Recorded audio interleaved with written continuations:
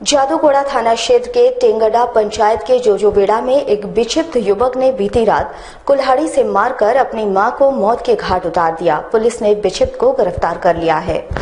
जादूगोड़ा थाना क्षेत्र के टेंगड़ा पंचायत के जोजोबेड़ा में सोमवार की रात जॉम्बी बोदरा को उसी के बेटे ने मौत के घाट उतार दिया।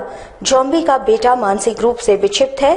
उसने कुल्हाड़ी से वार कर अपनी मां को मौत के घाट उतार दिया है और खुद बचने के लिए पेड़ पर चढ़ गया था।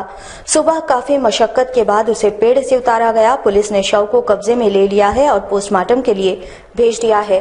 वहीं हत्यारे को पुलिस ने गिरफ्तार कर लिया है। केंदाडी के जानेगोड़ा टोला है।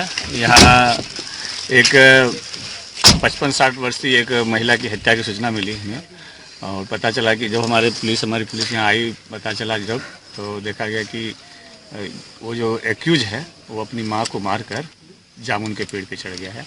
उसका नाम है सोर सिंह बोदरा और रात में अपनी माँ को मारा है उसने कुल्हाड़ी से। वो कुल्हाड़ी भी हमारी पुलिस ने जब्त कर ली है और उसे भी गिरफ्तार कर लिया गया है। जो मार करके पेड़ पे चढ़ गया था डर से, उसको उतार लिया गया है आरजू मिन्नत करके और आगे की कार्रवाई चल रही है। प्राइमरी जांच में कुछ पता चला कि क्यों मारा है? वो लग रहा है कि माँ बेटे में कुछ विवाद हुआ और सुनने में आ रहा है कि कुछ मानसिक रूप से भी वो लड़का का कुछ प्रॉब्लम है।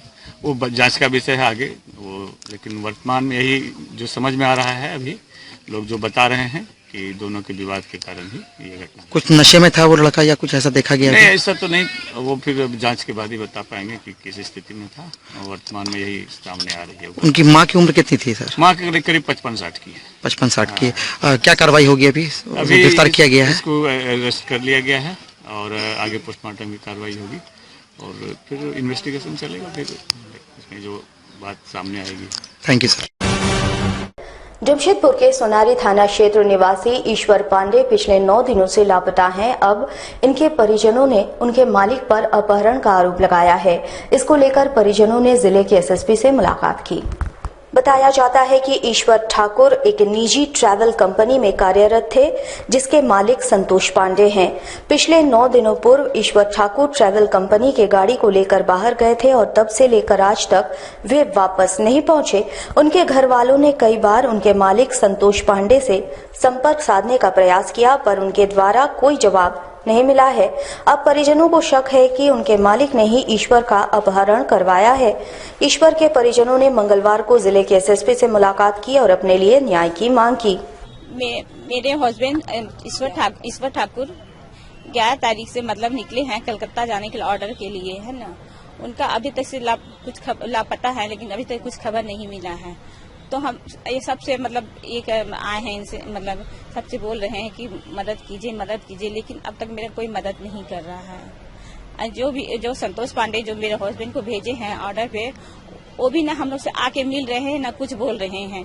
हम लोग आदिपुर थाना में मतलब वो कंप्लेंट किए हैं, तो वहाँ भी हम जाके पुलिस से पूछ रहे हैं, तो वो लोग भी बोले कि हम लोग कार्रवाई करें। तो क्या कार्रवाई कर रहे सर? ना हम लोग कुछ बता रहे नहीं, कुछ बोल नहीं रहे, तो हम लोग क्या करेंगे सर? गरीब आदमी हम क्या करेंगे बताइए? मेरा 3 साल का छोटा बच्चा है, हम क्या खा रहे, क्या पी रहे, क्या करेंगे बोलिए सर? ये है मेरे घर में ना भी राशन पानी ना कुछ नहीं है और मेरे पति को कुछ भी लापता है।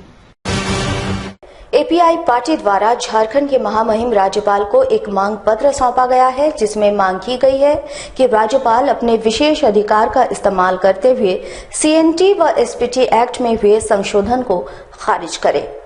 इस मांग पत्र के माध्यम से पार्टी के लोगों ने कहा है कि जो संशोधन सीएनटी व एसपीटी एक्ट में हुई है वो आदिवासी मूलवासियों के अधिकारों के साथ खिलवाड़ है। इसके माध्यम से केवल उद्योगपतियों को ही फायदा होगा। आदिवासियों की जमीन को छीनकर उद्योगपतियों को दे दिया जाएगा और ये आदिवासी विरोधी कानून है। मांग पत्र के माध्यम से इन्होंने मांग किया है कि महामहिम राज्यपाल को इसको संज्ञान में लेते हुए अपने विशेष अधिकारों के तहत खारिज कर देना चाहिए।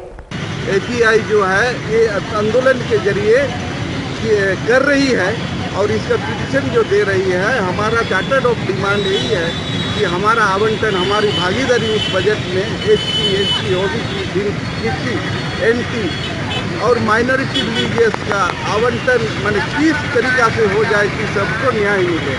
इसका जो संविधानिक प्रस्तावना जो है समता, स्वतंत्रता, बंधुत्व, न्याय, मानव की गरिमा पर आधारित होना चाहिए। इसमें किसी का हक नुकसान होना चाहिए। इस आधार पर हमारे API Ambedkar party of India petition कर रही है। आयकर विभाग जमशेदपुर के द्वारा शहर के लघु व्यवसायियों को गुड सर्विस टैक्स प्रणाली से जोड़ने के लिए साक्षी के अग्रसेन भवन में एक कैंप का आयोजन किया गया।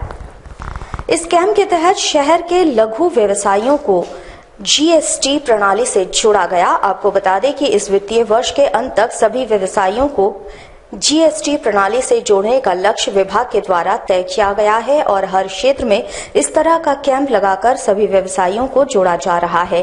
इस कैंप में जमशेदपुर अंचल आयकर विभाग के असिस्टेंट कमिश्नर जगदीश साहू खुद उपस्थित रहे। इन्होंने व्यवसायियों को जीएसटी प्रणाली से जुड़े सभी जानकारियां उपलब्ध कराई, साथ ही इन्हें इस प्रणाली से भी जोड़ा गया।